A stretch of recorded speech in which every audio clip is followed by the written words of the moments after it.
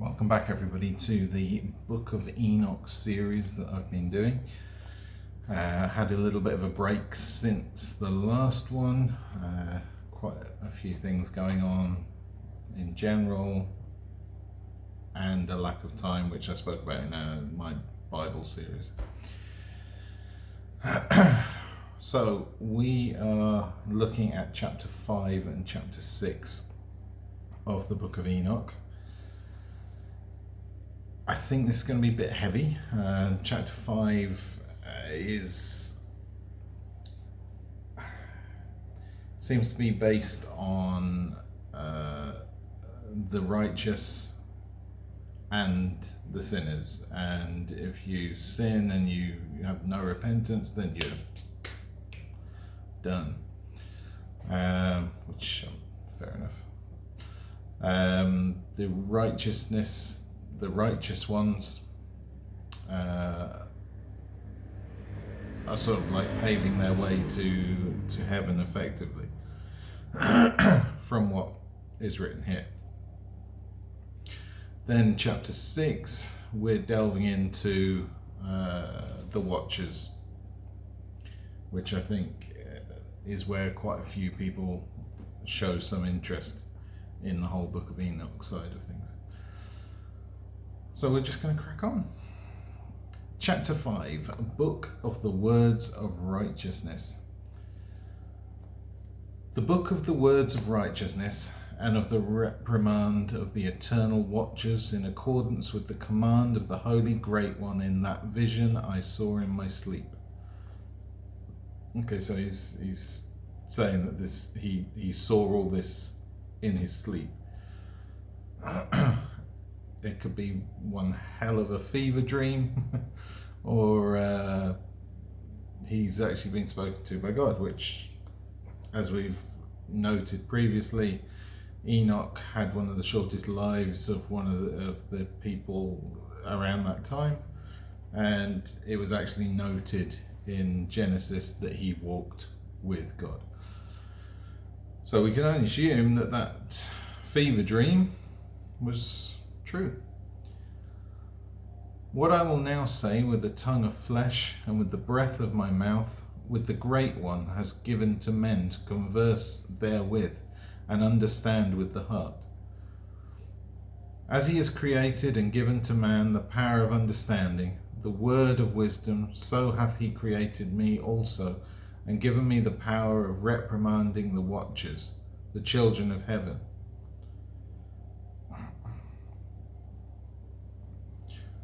So he's saying that God has given him the power to reprimand the watchers being the sons of God, as in the angels, the fallen angels.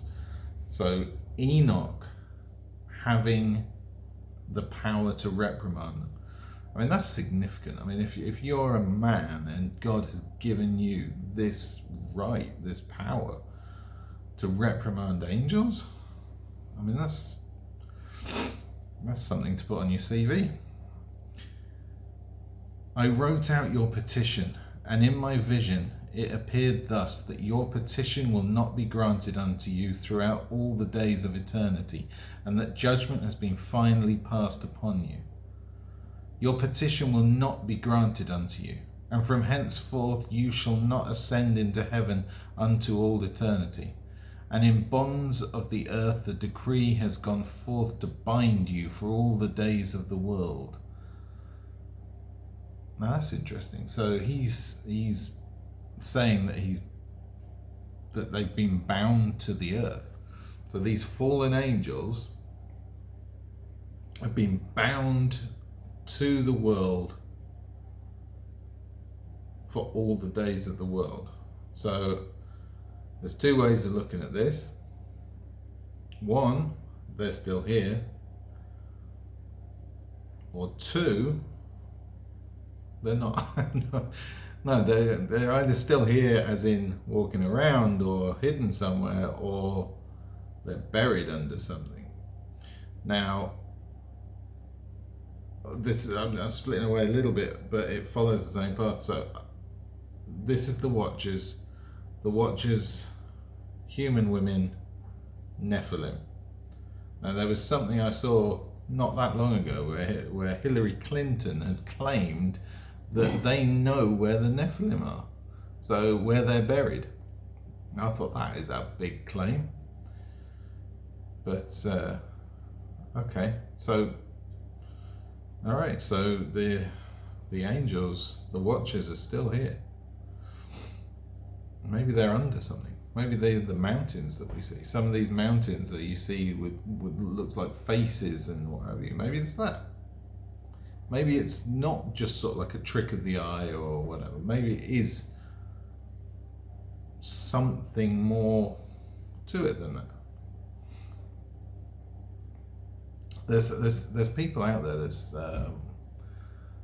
Paul Hobbs, I think it is, and he's done a book on the Nephilim and the Watchers and all this. I'd love to talk to him about this because he's got some in-depth views, and I think it'd be great to talk to someone like that.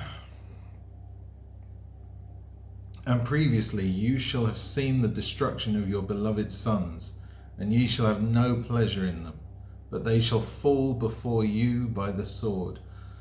So this, talking about the sons, this is the Nephilim again. These are the giants, the deformed. I mean, we're talking about the ones that led to the likes of Goliath. I mean, Goliath wasn't just sort of like a tall man; he was a giant. So yeah, it's saying that they will witness this. They will witness their children and fall by the sword. So this is even before we're talking about Noah flooding the place. Or not Noah flooding the place. Noah survived the flood, but God flooding the place. And your petition on their behalf shall not be granted, nor yet on your own, even though you weep and pray and speak all the words contained in the writing which I have written. And the vision was shown to me thus: behold, in the vision clouds invited me, and a mist summoned me, and the course of the stars and the lightning sped and hastened me, and the winds in the vision caused me to fly, and lifted me upward, and bore me into heaven. And I went in till I drew nigh to a wall which is built of crystals, and surrounded by tongues of fire, and it began to affright me. It would fright me as well.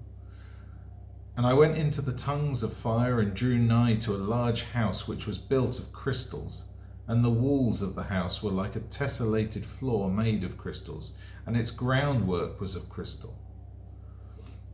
Its ceiling was like the path of the stars and the lightnings, and between them were fiery cherubim, and their heaven was water. That's interesting, because we're talking cherubim were a type of angel, and their heaven was water. So this goes back quite a way here to like Genesis and God splitting the waters, separating the waters above and the waters below, which is where a lot of people believe that space isn't what we think it is, that we've been lied to, and like the space program's a joke, and what is actually above there is water. I'm open to it. I'm not totally against it. Doesn't mean that I stop enjoying films with Star Wars and that sort of thing, but it's interesting. I have no proof. The only proof I have is what people tell me. And who are they to tell me? Bear with me just a second. Okay, so a flaming fire surrounded the walls, and its portals blazed with fire. Portals being doors. And I entered into that house, and it was hot as fire and cold as ice. There were no delights of life therein. Fear covered me, and trembling got hold upon me. And as I quaked and trembled, I fell upon my face, and I beheld a vision, and lo, there was a second house, greater than the former, and the entire portal stood open before me, and it was built of flames and fire. And in every respect it so excelled in splendour and magnificence and extent that I cannot describe to you its splendour and its extent. And its floor was of fire, and above it were lightnings and the path of the stars, and its ceiling also was flaming fire. And I looked and saw therein a lofty throne. Its appearance was as crystal, and the wheels thereof as the shining sun, and there was the vision of cherubim. And from underneath the throne came streams of flaming fire, so that I could not look thereon. And the great glory sat thereon, and his raiment shone more brightly than the sun, and was whiter than any snow. None of the angels could enter and could behold his face by reason of the magnificence and glory, and no flesh could behold him. So we're talking about God here. I mean, we must be talking about God here. The great glory. And not even angels were able to look upon him. Which is quite interesting. When you consider that you sort of like think that they are his created, his army, his sons,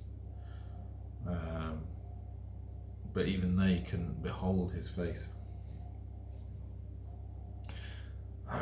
The flaming fire was round about him, and a great fire stood before him, and none around could draw nigh him.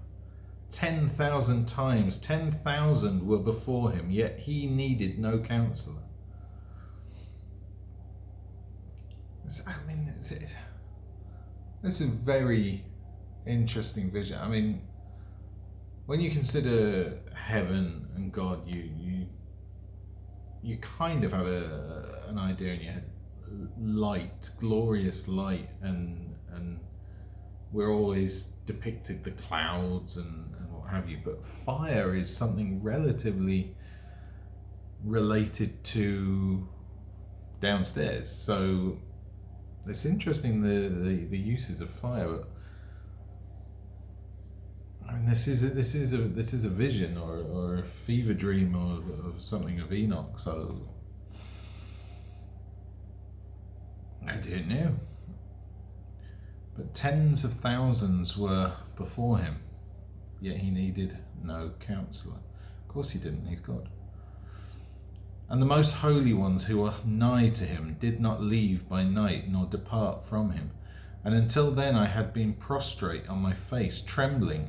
And the Lord called me with his own mouth and said to me, Come hither, Enoch, and hear my word. And one of the holy ones came to me and waked me. And he made me rise up and approach the door, and I bowed my face downwards. And he answered and said to me, and I heard his voice, Fear not, Enoch, thou righteous man and scribe of righteousness, approach hither and hear my voice. So he'd been picked as his scribe, as the one that he wanted to spread his what's the word? Not his righteousness. It's not exactly his word. The word is someone else. We know that.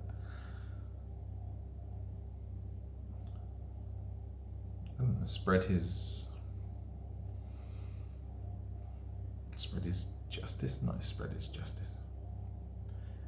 You guys out there, you know what the word I'm looking for, and I'm sitting here trying to think of it. I'm not going to waste more time doing that. I'll let you put it in the comments if you so wish.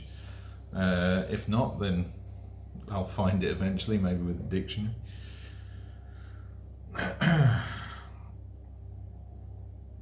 And go say to the watchers of heaven, who have sent thee to intercede for them, you should intercede for men, and not men for you. Wherefore have ye left the high, holy and eternal heaven, and lain with women, and defiled yourselves with the daughters of men, and taken to yourselves wives, and done like the children of earth, and begotten giants as your sons? And though ye were holy, spiritual, living the eternal life, you have defiled yourselves with the blood of women, and have begotten with the blood of flesh, And as the children of men have lusted after flesh and blood, as those also do who die and perish. Therefore have I given them wives also, that they might impregnate them and beget children by them, that thus nothing might be wanting to them on earth. But you were formerly spiritual, living the eternal life, and immortal for all generations of the world. And therefore I have not appointed wives for you. For as for the spiritual ones of the heaven, in heaven is their dwelling. And now the giants who are produced from the spirits and flesh shall be called evil spirits upon the earth, and on the earth shall be their dwelling.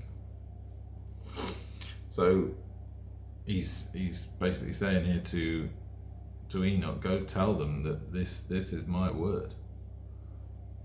I didn't give you the option to have wives and children and that, because you were already there in the magnificence of heaven.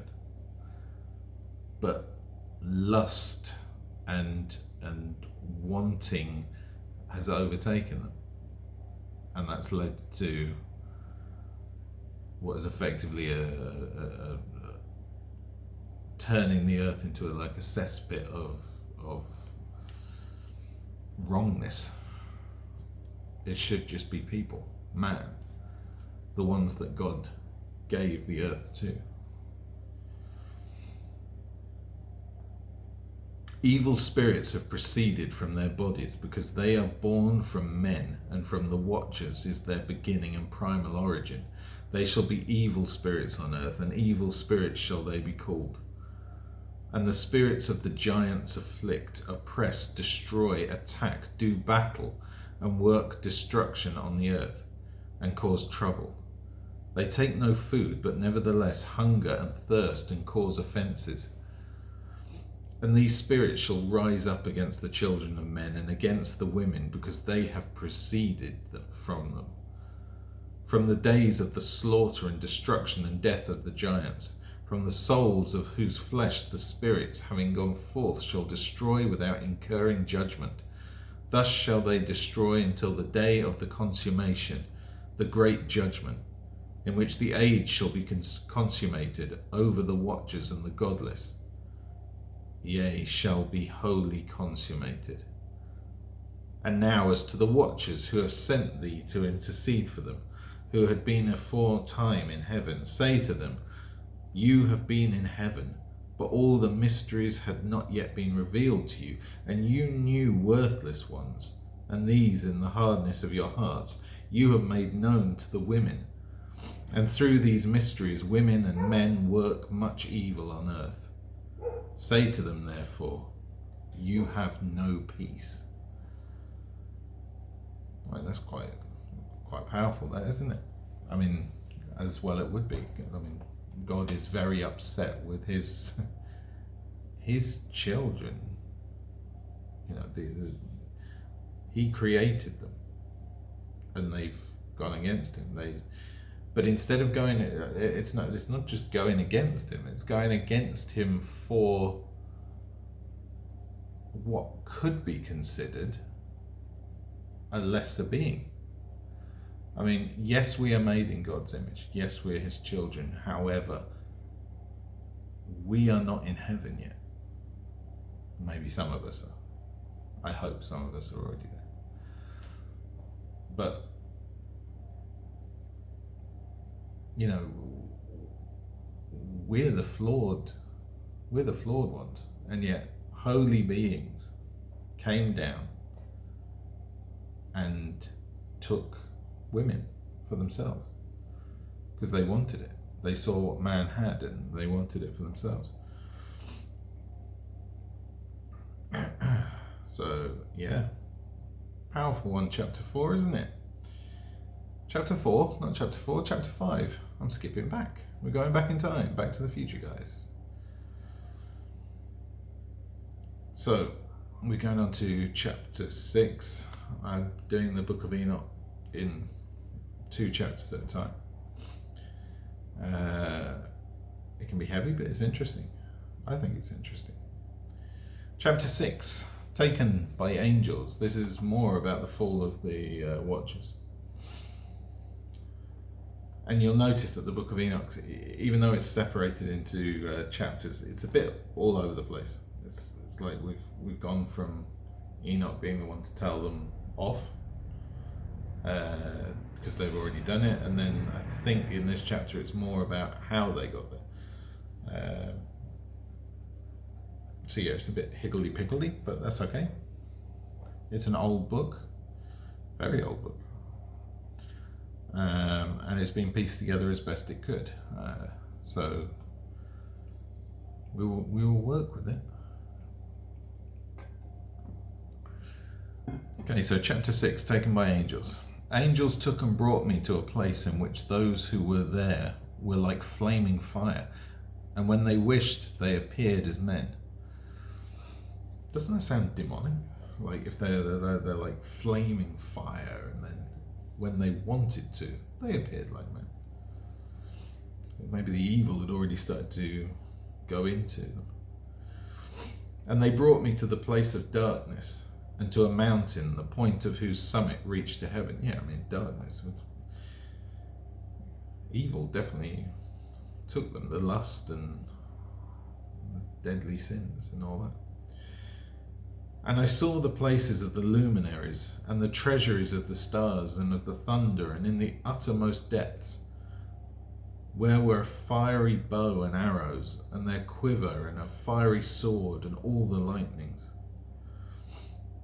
All the lightnings, lightning bolts, physical ones. And they took me to the living waters, and to the fire of the west, which receives every setting of the sun.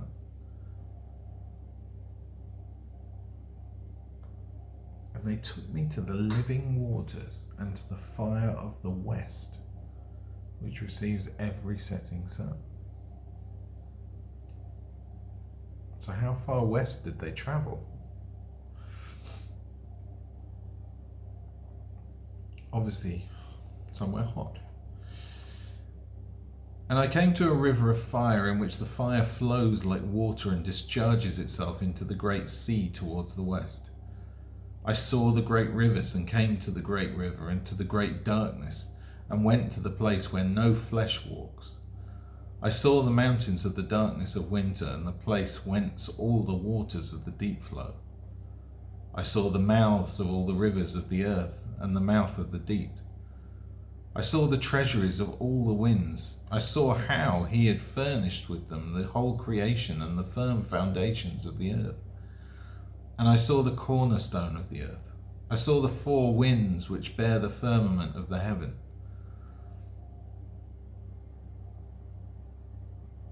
It always intrigues me when we're talking about the firmament, because I mean we're talking about something physical here, a firmament. It's something that is separating stuff. And you'll have people argue that that's not possible. And you have others that are so adamant that it is, that absolutely everything you hear about the globe earth and all that is false. I'm not one to say either way, because I don't know. If we go by the general narrative, what we're taught in schools, what we're taught on TV, what we see in movies and that, then the earth's round, there's just an atmosphere, off you go, fly out. But if you go from a biblical standpoint, it does suggest a flat earth, which is baffling. Do you know? I mean, when you've been brought up with the heliocentric model of a globe earth and space and planets and that, it does tests you a bit. I mean, if you're one that's going to believe the Bible word for word. Now, there are people out there that do. There are some people that take things as metaphors. But I think I don't know. It's open to interpretation, I think, but it's intriguing. I don't know. I'm not either way. I certainly know that the wool has been pulled over our eyes in a lot of cases. I think we're seeing that more and more ever since COVID. Am I prepared to believe in something that seems so outlandish? I don't know. But let's move on. And I saw how the winds stretch out the vaults of heaven and have their station between heaven and earth. These are the pillars of the heaven. I saw the winds of heaven which turn and bring the circumference of the sun and all the stars to their setting. I saw the winds on the earth carrying the clouds. I saw the paths of the angels. I saw at the end of the earth the firmament of the heaven above, and I proceeded and saw a place which burns day and night, where there are 7 mountains of magnificent stones. Now, that's imagery. I saw at the end of the earth the firmament of the heaven. Again, that folds into the whole flat earth theory. And I proceeded and saw a place which burns day and night, where there are 7 mountains of magnificent stones. I need to look into that. I mean, does that relate to somewhere particularly on the earth, or is that something spiritual? Someone is crying outside. I apologize if that came through on there. 3 towards the east and 3 towards the south. I don't know what that is. And as for those towards the east, was of coloured stone, and one of pearl, and one of jacinth, and those towards the south of red stone. But the middle one reached to heaven like the throne of God, of alabaster, and the summit of the throne was of sapphire. And I saw a flaming fire, and beyond these mountains is a region, the end of the great earth. There the heavens were completed. And I saw a deep abyss, with columns of heavenly fire, and among them I saw columns of fire fall, which were beyond measure, alike towards the height and towards the depth. And beyond that abyss I saw a place which had no firmament of the heaven. And beyond that abyss I saw a place which had no firmament of the heaven above, and no firmly founded earth beneath it. There was no water upon it, and no birds, but it was a waste and a horrible place. Are we talking about Satan's pit, maybe? I saw there 7 stars like great burning mountains, and to me, when I inquired regarding them, the angel said, "This place is the end of heaven and earth. This has become a prison for the stars and the host of heaven.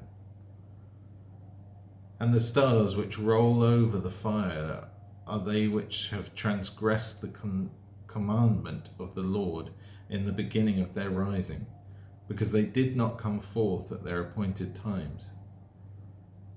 And he is wroth with them, and bound them till the time when their guilt should be consummated for 10,000 years. 10,000 years? What's wrath? It's like wrath? Wrath meaning. Someone is still crying outside. It sounds fake from here. I don't know if you guys are picking that up on there. I doubt you are, but you never know. No, not worth, wrath. I want to know the meaning of wrath.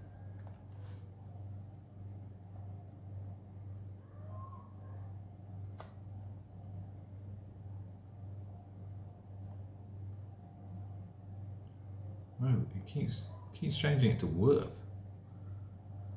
Okay, so wrath is it's got to be something to do with wrath, surely. I would think so. Anyway, otherwise this video is never going to end. Where are we?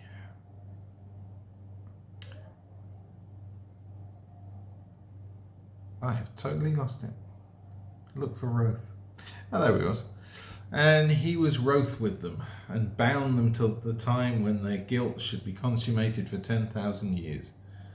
And Uriel said to me, here shall stand the angels who have connected themselves with women, and their spirits assuming many different forms of defiling mankind, and shall lead them astray into sacrificing to demons as gods. That's pretty heavy as well. Here shall they stand till the day of the great judgment, in which they shall be judged till they are made an end of. And the women also of the angels who went astray shall become sirens. And I, Enoch, alone saw the vision, the ends of all things, and no man shall see as I have seen. And that is the end of chapter 6.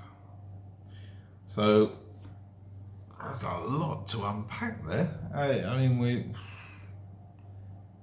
gradually unpacked it as the video's gone on.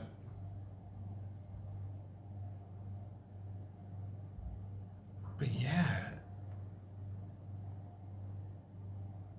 So not just the angels that, or the watchers that came down to earth and took women for themselves, are they punished and not allowed to leave the earth, that they will be with the earth until the world ends, effectively. So that's it, they're done.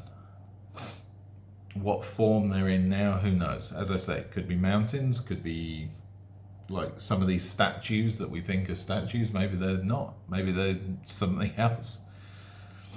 But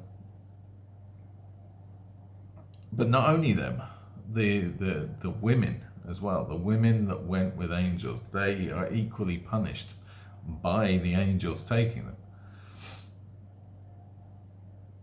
They will be made sirens. Now, sirens is not a good thing. From what I understand, is sirens are often referred to when it comes to like pirates and that sail the seven seas and what have you. And they sort of like lure men to Davy Jones' locker and all that. Let's see, sirens. What are sirens?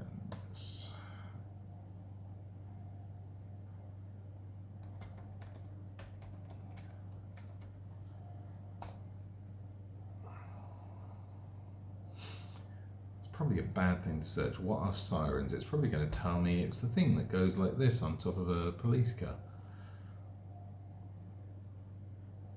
No, that's sires. Sirens. What is wrong? This is, for some reason, Yahoo search, not even Google search. And it keeps giving me the wrong thing. What are sires? I didn't say sires, I said sirens.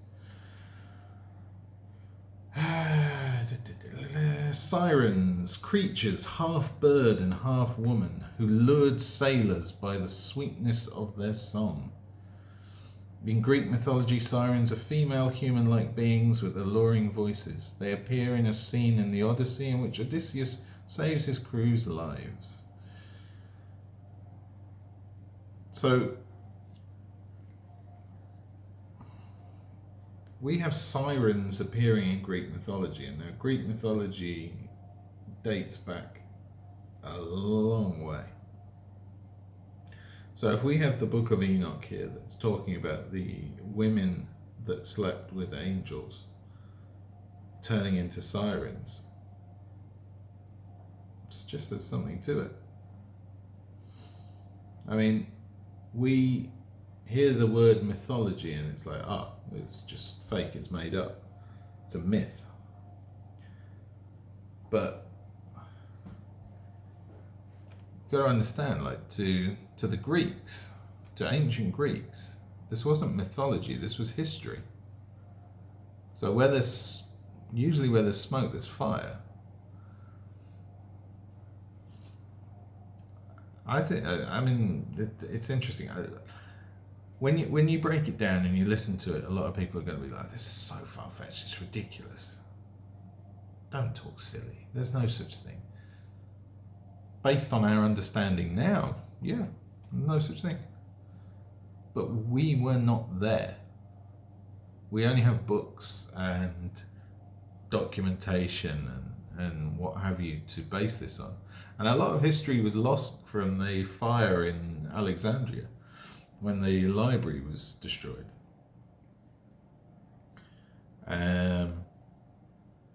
So yeah, I think you can't rule it out, guys.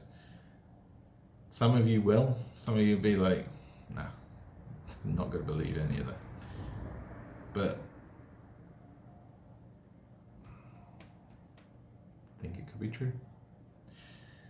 And on that bombshell, I am going to say goodnight for now. Next time we'll be hitting chapter 7 and 8. And yeah, I hope you've enjoyed this. If you've got any comments regarding what you've heard, or what you think about certain sections, or how you think it all comes together, what it means, put it in the comments. I love it. I'll interact with you guys. And yeah, Paul Hobbs, if you're listening and you are willing to engage me in conversation, please contact me, because it would be awesome. I've listened to a lot of your podcasts. Same with JT follows JC. I'd love to get involved. Maybe I'm not at your guys' level, but it would be great to talk. Yeah, anyway, on that bombshell, we're going to say goodnight, and God bless. Keep your minds open, guys, and praise the Lord for another day. God bless, guys. Sleep well.